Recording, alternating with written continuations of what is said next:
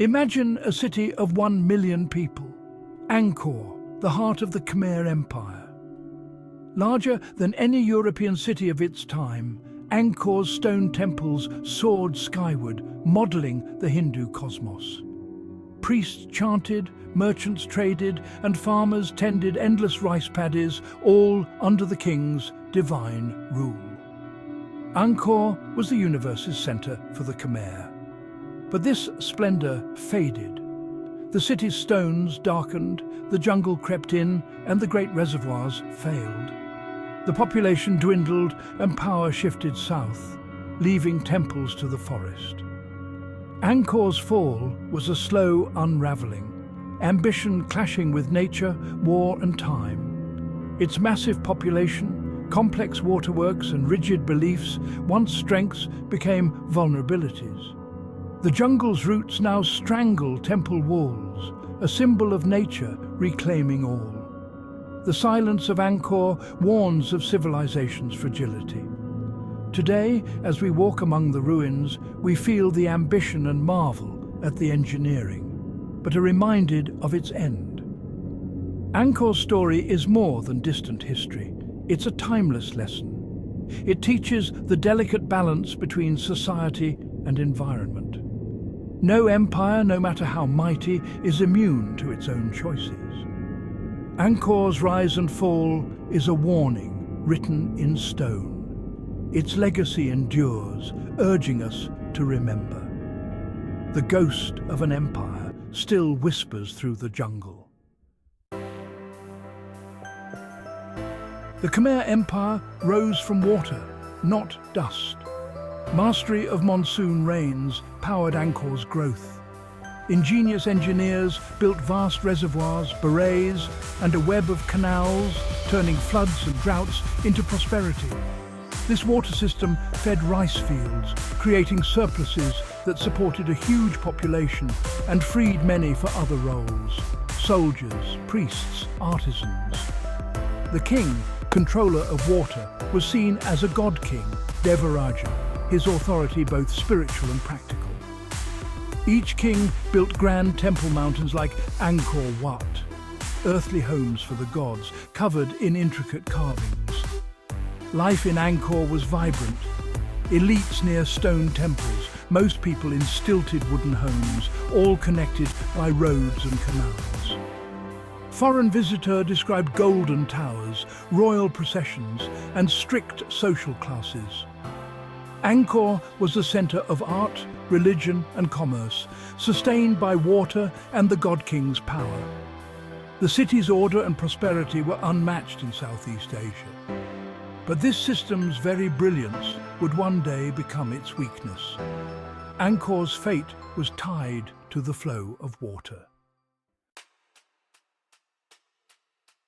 For centuries, Angkor seemed invincible, until 1177. The Chams, longtime rivals from Champa, launched a surprise attack, sacking the city and killing the king. The shock shattered the Khmer's belief in their divine protection. For years, chaos reigned under Cham control. From this turmoil, Jayavarman II emerged, a brilliant strategist who reclaimed Angkor in 1181. His victory restored order and spirit to the empire. Determined to prevent another disaster, Jayavarman VII rebuilt Angkor Media, digital reconstruction of Bayon Temple being built, aerial shots of Angkor Thom city walls, ancient hospital and road ruins in Angkor area, new city walls, the enigmatic Bayon Temple, hospitals, roads and more. He even invaded Champa in revenge.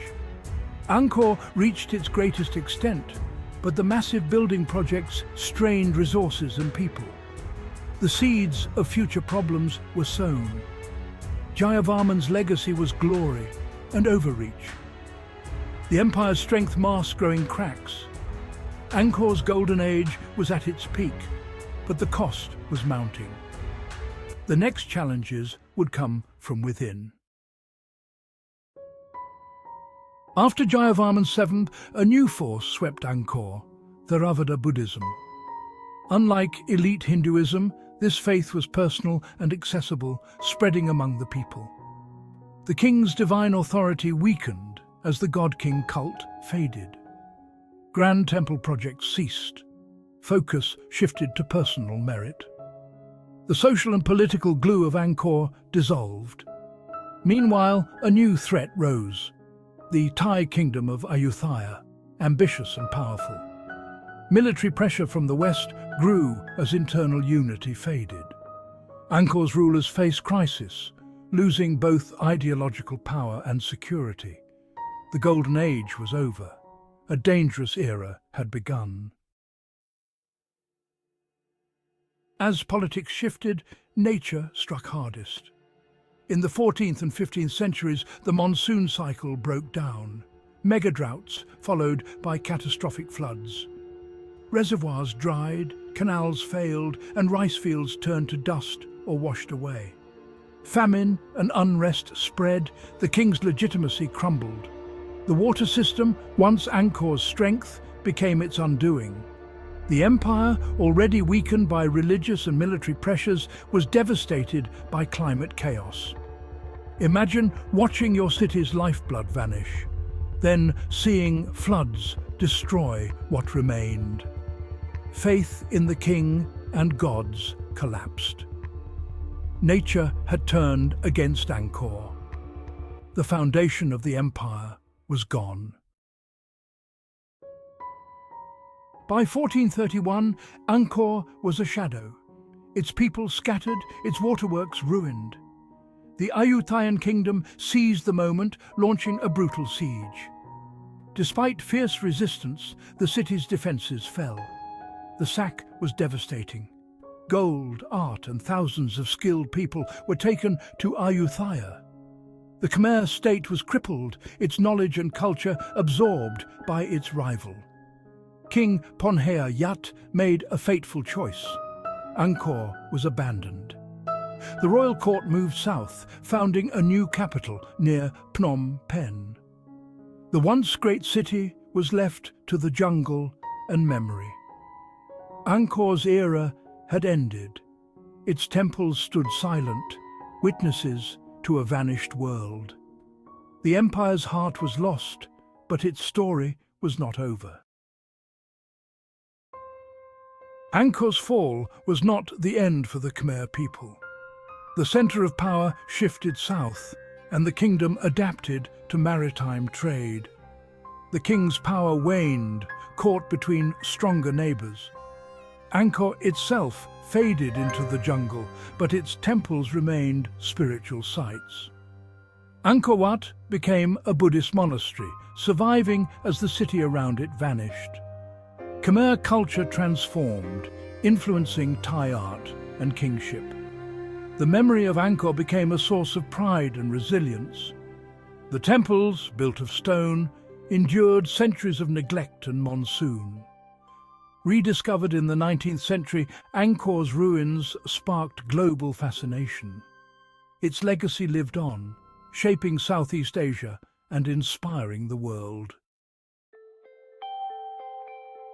Angkor's story is a warning: no civilization is permanent. Its rise was built on mastery of nature, but its rigid systems could not adapt to change. When climate, religion, and rivals shifted, Angkor broke instead of bending. The lesson is clear: greatness is fragile, and resilience is key. We must work with nature, not against it, and build societies that can adapt. Angkor's fall also warns against refusing to change. Its rulers clung to old ways as the world moved on. Today, Angkor's ruins are a classroom for humanity. The silent stones speak of ambition, faith, collapse, and humility. They remind us to respect our limits and adapt to survive. Angkor's legacy is not despair, but wisdom. Its story endures, urging us to learn from the past.